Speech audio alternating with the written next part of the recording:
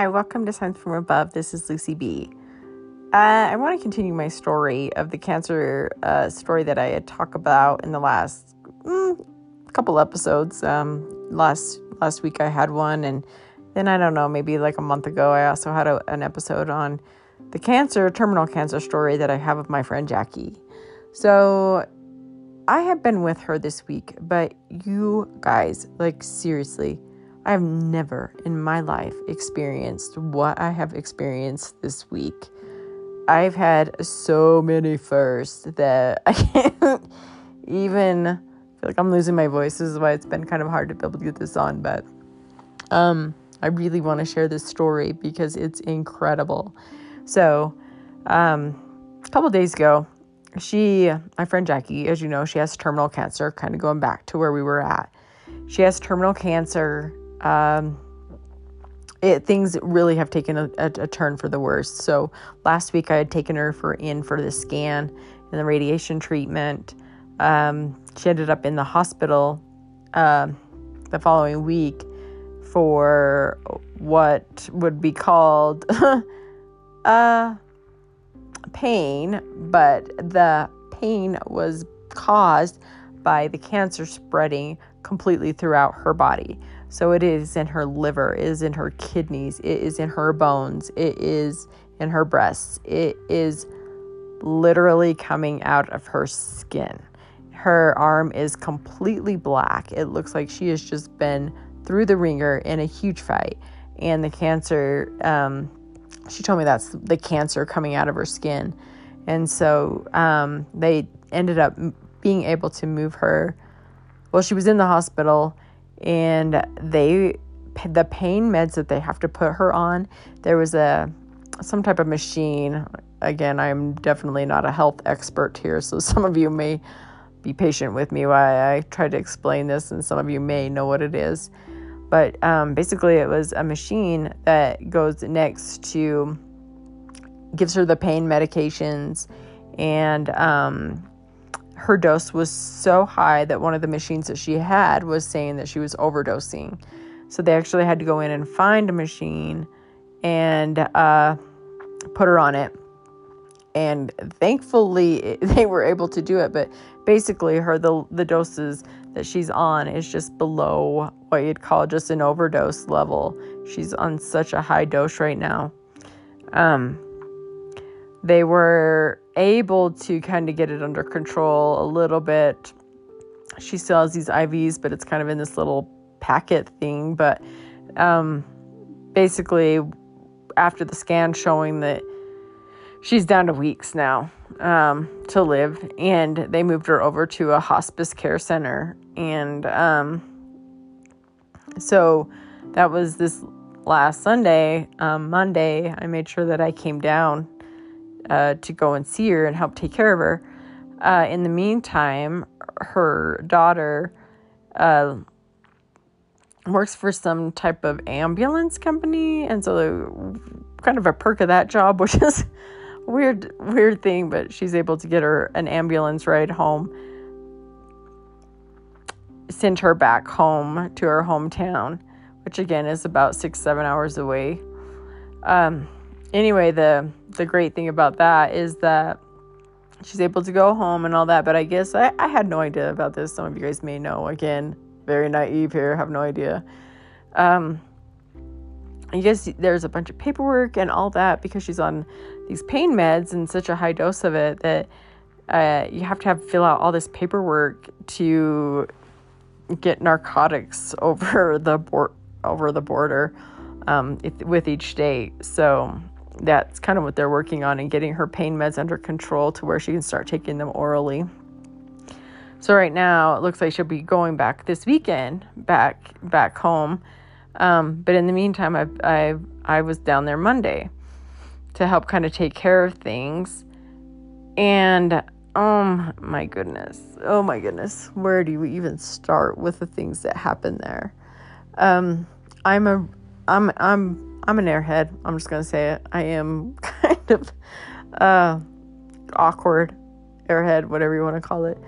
But when I knocked on her door to go in her room, the chaplain was in there, and I was just so happy that the chaplain's in there because, as you know, and if you've heard my other two stories, my goal right now is like obviously to get her to Jesus. That was a dream that God had given me, and without knowing why, but I just knew that this is my goal with her. This is what her salvation is, the most important thing. It's not, I don't even want to say a goal. Like, I don't want her to go to hell, period.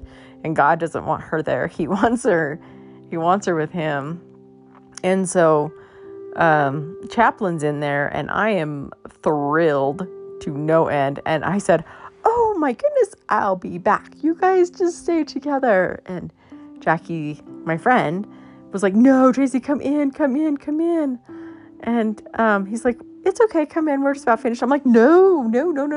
Go ahead, stay. I'll even sit here and you guys can talk. And they're like, oh, we're just finishing up. It's okay. I'm like, no, please talk.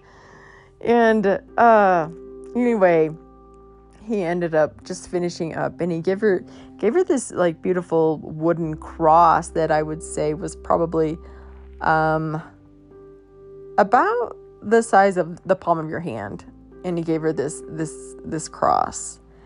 And I had a cross necklace on, and I pull out from underneath my sweatshirt and say, look, I have a cross, trying to show the chaplain that I'm a Christian, so please stay. I know I'm an airhead. Obviously, it didn't go across, and they kind of just still finishing up. But then he's like, do you mind if I pray? And she said, oh, no, that's fine. And so then he prays and says, amen. I'm like, amen. Trying to still get the point across that I really want you to stay, Mr. Chaplain, please.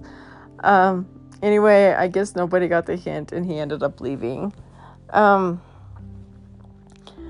as he left, when I was with Jackie, it was very peaceful in there. And, you know, she wanted to buy some gifts for her kids and her parents, just kind of how she feels about them. And she has a hard time writing that down. And she wanted some type of gift to express her feelings that they could kind of carry around with them, whether it be a necklace, whether it be a bracelet, whatever it may be.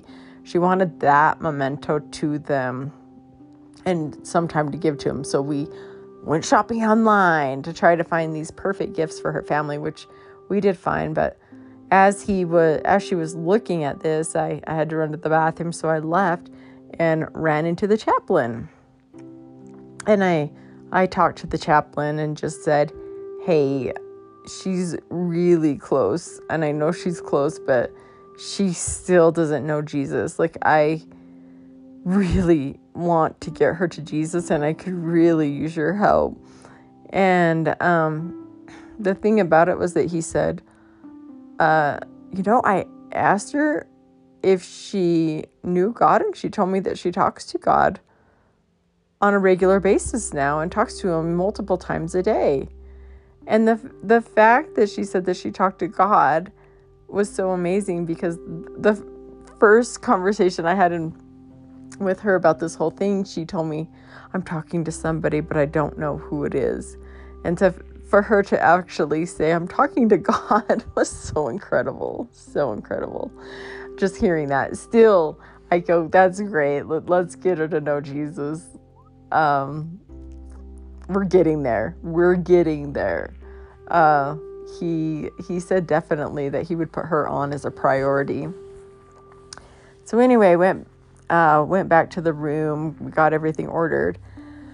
But as we're doing this, I'm noticing these weird, like, Buddha type idols on her tray that goes over the bed. And one of them was small, color pink. The other one was rather large, like the size of a regular teddy bear.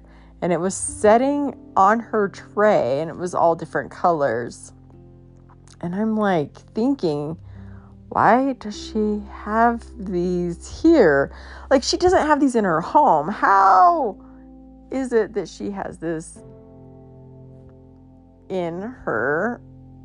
sitting right on her tray. Like, I mean, the little one wasn't really taking so much room, but this big one was like taking a lot of room. Why is it on there? Anyway, I literally, in a sense, was just not where I was going to go. Like, right now, let's get her to Jesus. You know, I don't want to sit there and tell her, oh, well, these Buddhas, they're idols. What are you thinking? No, I wasn't going there. And so anyway, I start getting back in and wanting to talk to her about Jesus. So we get into it and we start talking when all of a sudden, like, her son comes in. And he has this other person with him. And, oh, you guys, this is where it gets crazy. It gets really crazy. So they told me his name was Steve. So Steve, I want to describe Steve to you. Steve had kind of this beard. He had this short hair that was colored blue. And basically in women's type clothing and carrying a purse with a makeup bag sticking out of it. Makeup done. But looks like a man on the other end of it. And, you know, as a Christian, like, I really don't want to be that person that is judgmental towards others because I don't know situations and everything that they've been through. And again, you can go back to some of my other podcasts and hear some stories about that as well, and how you don't know what their background is like. So anyway, I was just kind of like, okay, Steve's a little lost. And this really is what went through my head. I just thought, oh, Steve's a little lost. Like, he probably just needs to come to know Jesus, and things are going to be so much better for him. And Jesus is teaching me some things. And so anyway, so Steve had brought her in this like little present that was kind of made out of a 3D printer. And it said ZZ Top, which is Jackie's absolute favorite band. And she was so excited about getting that. And she said, thank you so much. And I thought, aw, Steve has a big heart, like bringing her presents. Like, how nice is that? And so, you know, I went over to Steve and I shook Steve's hand and I said, I'm like, hi, Steve, I'm Lucy. And, you know, thank you so much for bringing in that present. Like, that was really kind of you. And so Steve went on to say, yeah, and did you see what else I made her? He is the one that made the idols. Oh, dear. I'm sorry, I'm thinking back because this just happened a couple days ago, and just thinking back of it, I'm just like completely mind boggled by the whole thing. But anyway, one of them was rainbow, and he said, and do you see that one right there? It's rainbow, and you can see that for obvious reasons. Talking about himself. So he had these things shoved up on her tray over her bed, right in her face. And okay, so I'm like, oh dear, in my head thinking, Steve, I'm really trying. You just went down a notch. So anyway, what goes on is then Steve proceeds to turn on the TV and watch this, like, okay, you guys, I'm sorry. I don't even really watch secular TV or music or anything. And I'm going to tell you right now, and I have watched it, okay? And I used to be a regular of it. And when you're in it and listening to both secular music or secular TV, it becomes like almost like you're blind to what you're watching and what you're hearing. You almost come blind to how bad it really is. And when you have stayed away from it and all of a sudden you're watching it, you're like, what? This is on TV now? Like, it's really shocking. It truly is shocking. So, I mean, I haven't watched it for so long that I was kind of shocked. So I am going to give you a little background there. So anyway, going back to the story, this show was on and it was talking about like this girl was like 19 years old and she's a sugar baby. And again, I'm still shocked you guys might know this stuff. I just didn't. I'm naive. So anyway, it was about this girl that was a sugar baby, and there's websites out there for sugar babies, and they're going out looking for the sugar daddies. Well, this girl proceeds to be like, they buy me drugs, they buy me alcohol, they pay off all my credit cards, they buy me everything I want. And if you have kids, you might want to shut this part off. One thing they basically said was she would do anything as long as kind of going slow, just in case you need to go fast forward just a little bit. But she said she would basically do anything if she opened up her legs. Okay, I won't say nothing bad now. So yeah, and I guess they paid off her credit cards, bought her clothes, completely everything that was bad. And her family was there to try to intervene. So anyway, Steve proceeds to like, that is my type of girl. That is the type of girl that is a good time. You have fun with her. Those are my type of people. Those are my people. And those other people need to step back. And I thought, oh dear, like, Steve, you're losing some points here. I'm thinking this in my head. Okay. Steve's gone down another notch. I had no idea where Steve had come from. I didn't know anything about his history. Nowhere has my friend Jackie ever talked about Steve until this day. It's like he just popped out of thin air. So Steve tells Jackie that if she gets out of hospice, and he will pay for a trip for her and her son anywhere around the world for up to $6,000. And I took that as a little odd, because how she's literally down to weeks to live and he is trying to tell her he's going to buy her a trip anywhere. Again, I just try to shove things under, thinking, well, maybe he just wants her to get better. I don't know. Well, then come to find out, Jackie's son is young and she lives with him, or he lives with her. The rent is extremely expensive.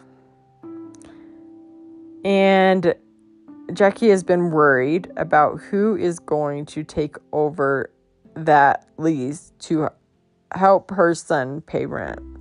Well, Steve has stepped up to the plate and said that he is going to do this. In the meantime, with Steve showing all this, it calmed Jackie to know that somebody was taking it over and was going to help pay the rent with her son. And not only that, but her son had relief as well, knowing that someone was going to be there to help pay rent because it's so darn expensive by himself. So all of a sudden, like, all these like things are lining up, like, what is going on? And he started to be almost controlling in this whole situation. And it was very bizarre, to the point that he said, and this literally came out of nowhere. I have no idea where this came out of. He said, If a chaplain walks in here, they will be kicked out of this room. There is no chaplain that will be allowed in this room. And he looks over at Jackie's son and he said, right. And her son said, right. No chaplain can come in. And Steve proceeded to say, I will kick them out just like I did at the hospital. That was my biggest, this is an antichrist spirit. This is not good. When I'm trying to give him the benefit of the doubt on everything else. But this man was bringing in every type of sinful nature that you could imagine, from idols, talking about sexual immorality, drugs, like the whole prostitution to, idols.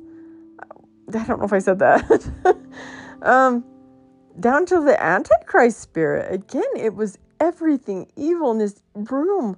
Went from so peaceful just to feeling so evil. And I felt horrible in this room. But it was almost like when he said that about the chaplain, all that Jackie said was, well, they're nice. Because I think that she was afraid that he would get out of this deal of taking over the lease. Which really, quite honestly, that just breaks my heart that she felt that way. 100%. It was horrible. Anyway, going back to the story. Jackie ended up falling asleep, and she had been awake all day, and I knew she's probably going to sleep for a while. And Steve left to go get something to eat, and I kind of thought, all right, well, I needed to head back because I live about an hour away. So I left, and again, divinely, I really feel like in this, pretty big center, I ran into the chaplain again right as I was going out the doors. And I explained everything that was going on. And they don't want you in there. You've got to be careful. And the best way that I can describe what happened in there was this spiritual battle that I could not see that was going on. I've actually had the question of why did you not say anything when he said he was not going to allow the chaplain in there? The reason I said nothing, and I still don't regret what I did, was because he was such a barking dog and angry, hateful, that if I would have said anything, I know he would have really barked at me. It's the best way I can describe it. And to me, when my friend is lying on her deathbed at this point, I don't want that for her. And I didn't want to cause any harm for her. But I felt right about that. I felt right because of that. And, one more thing before I left. Steve proceeds to tell her, hey, Jackie, I took off every single day, so you don't worry. I will be with you. I took extended vacation. I am going to be here with you by your side. And I didn't plan on this. I did not take it off, but I just look at him and I do work. I do work for a ministry. But I just blurted out, I'll be here Wednesday and Friday. And he goes, oh no, sugar, don't you worry about that. I have the time off. I said, yep, so do I. I'll be here. I didn't plan it. Not to say that I wouldn't have, but I really didn't have a plan. But I couldn't leave her in this man's hand when it was a battle for her soul, is what I'm getting at. There was Satan bringing in his little, I don't know if he had a demon in him or what is going on, but it felt really bad. And it was, like I told you, everything that happened on top of deception and controlling this whole situation. And I could not believe what I was seeing in it. I really, in my mind, am seeing, like, closing my eyes and just seeing the angels and the demons battling with their swords, that this unseen world. And that's truly how it felt. I've never experienced anything like that ever in my entire life. I'm still processing, like, what happened? So anyway, I go into work. I do work for a ministry. It's a great ministry. It's a worldwide ministry. We are, like, in almost every country in the world. I went into work and just proceeded to tell my boss what had happened. And she said, oh, no, you need to be there. You need to be there. No, you are going to be there. And she proceeded to tell the ministry about what was going on. And they came over and they prayed over me. So this happened yesterday. They literally put their hands on me and prayed over me and prayed over the whole situation. They prayed over Jackie, and some of them were in tears because of what was happening. It was just mind-boggling. And even my boss, which she's the CEO of the company, and she said, I have never in my entire life heard of any type of spiritual battle like this where they're fighting over a soul. And I had said, I don't either, but I'm not scared. I just am wanting to make sure I'm really truly listening to the Spirit and knowing that I'm doing the right thing.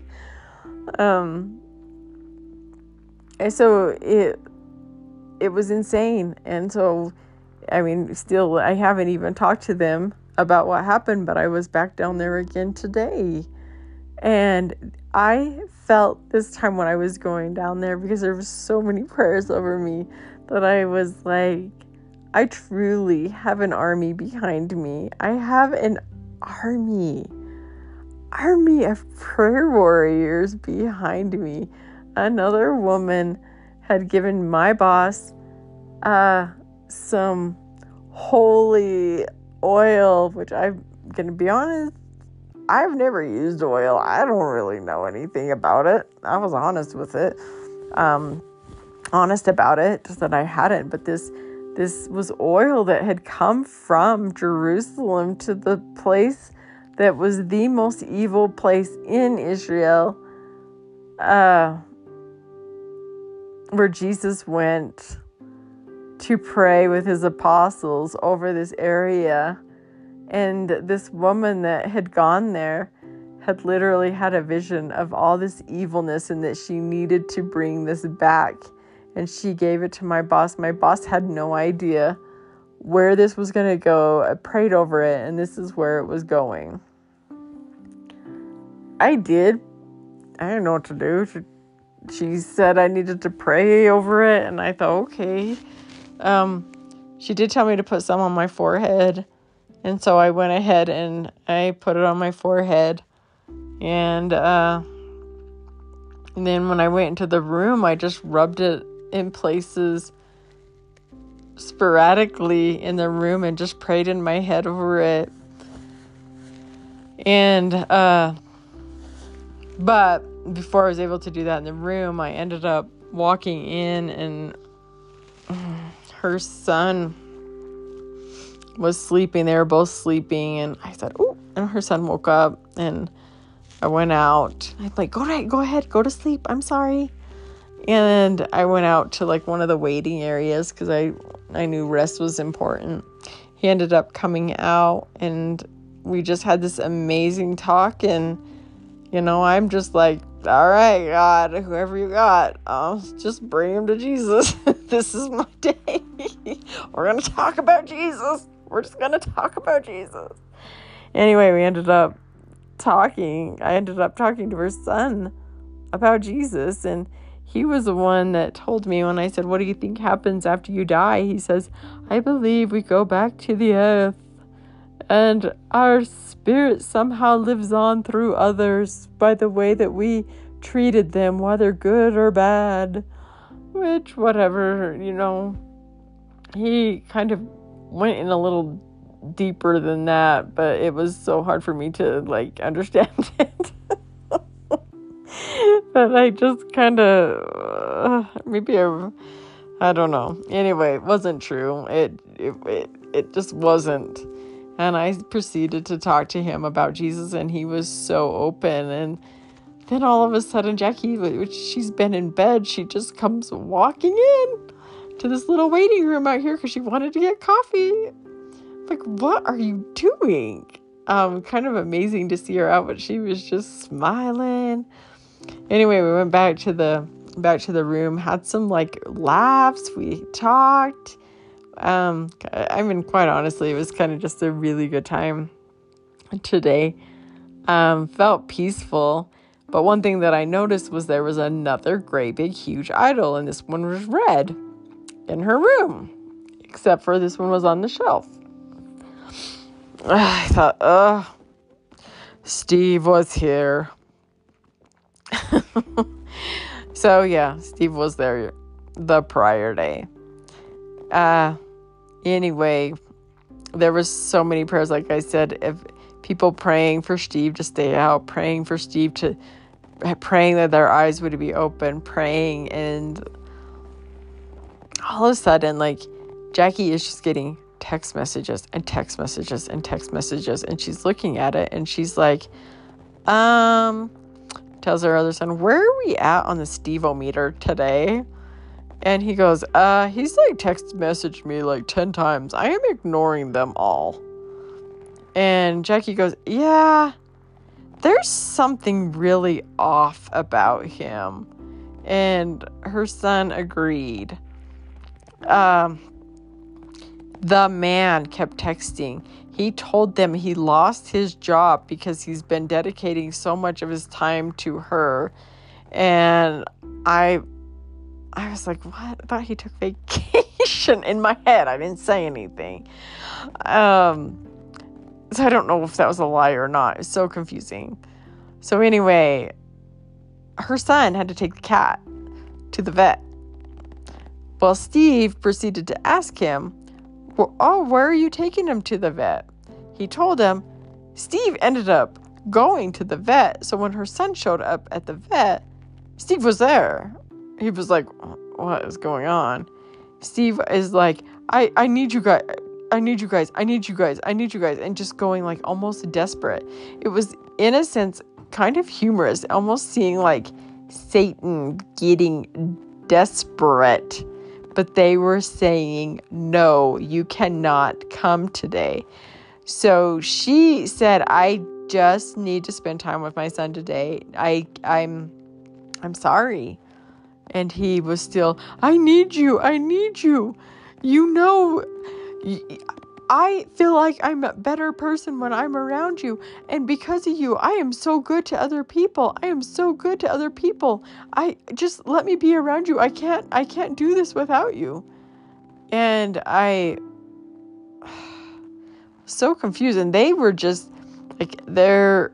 things seemed really off, very off for them. And this was the first time that they had felt this way, which was really kind of oh, well, I have a lot of prayers over this right now. And I didn't say anything about Steve, he's not my friend. I don't know him. I just listened to what they were saying. And so I did ask just questions. I said, well, how long have you known Steve? And they have only known him a few weeks. I can't get over this. How this man that they've only known for a few weeks has weaseled his way into their life like this.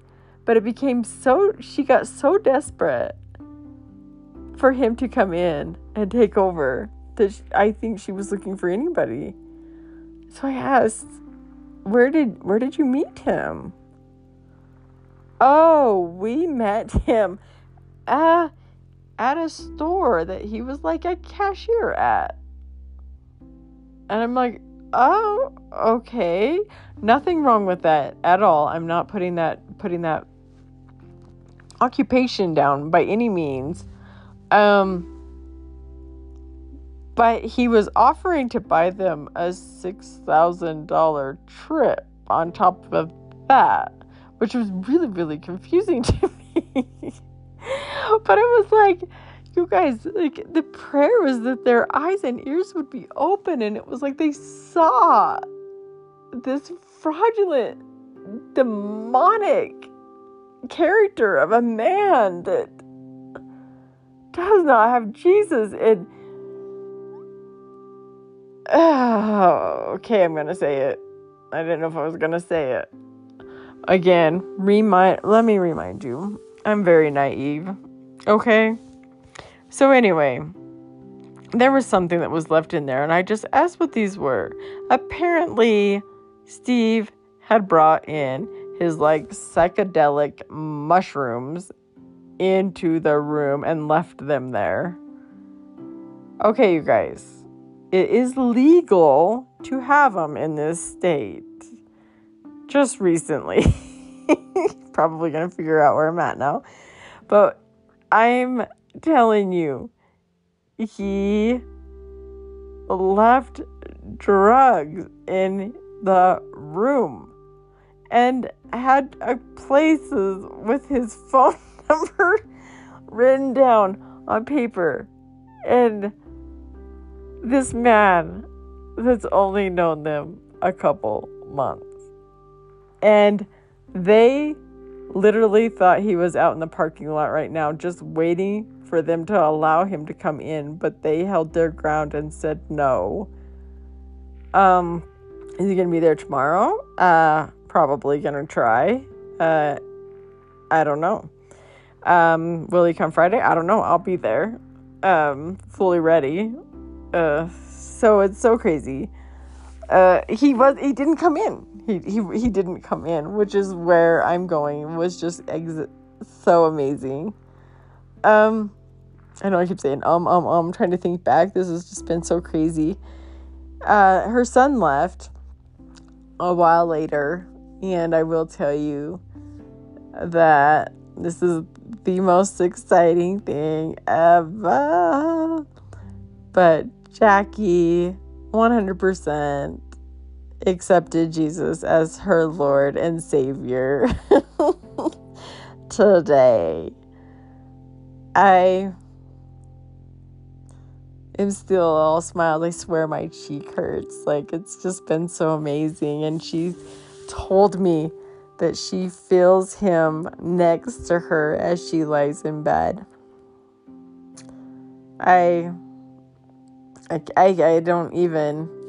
don't have words to put in to how today was, and just amazing. And we talked about heaven, and something that's so sweet is she said, Tracy, when I go, I'm going to be waiting at the gates of heaven for you, and I'm going to pick you up and hug you, and I'm going to give you a tour of heaven when you get here. I'm going to be right there waiting for you.